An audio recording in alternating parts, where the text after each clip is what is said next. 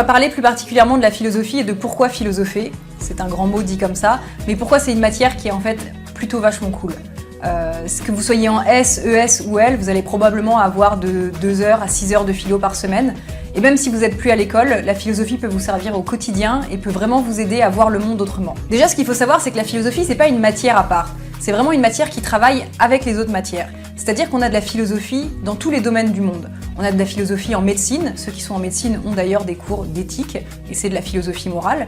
On a de la philosophie en politique, que ça soit sur la gestion de la cité, on va dire, la gestion du gouvernement, mais aussi le fait de voter les lois, et pourquoi une loi est juste et une autre loi injuste. D'ailleurs, aujourd'hui, dans le débat politique, il est toujours très intéressant d'avoir l'avis d'un philosophe, parce qu'il va apporter une autre vision du problème. Il va l'éclairer sous un nouveau prisme, avec des notions beaucoup plus fondamentales. Il va plus être question de parti ou d'idéologie politique, mais vraiment le fondement même du problème, le fondement moral, le fondement de la justice, le fondement du bien commun. La philosophie, c'est aussi des questions sur la vie.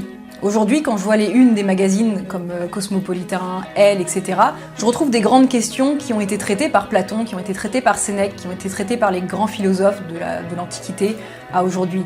Qu'est-ce qu'être heureux? Comment faire pour traverser la vie sans avoir tout le temps peur? Comment faire pour gérer la pression des autres?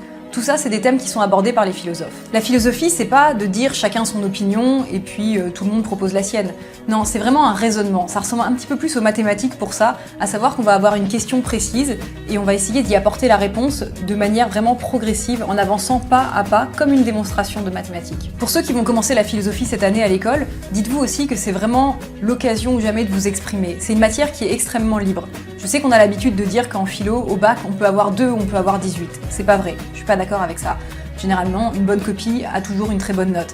Mais ça va être l'occasion pour vous de donner un point de vue qu'on vous offre pas toujours dans les autres matières. On va donner ton point de vue en physique, ou même en français où on est obligé de suivre un petit peu les cours qu'on a appris pendant l'année.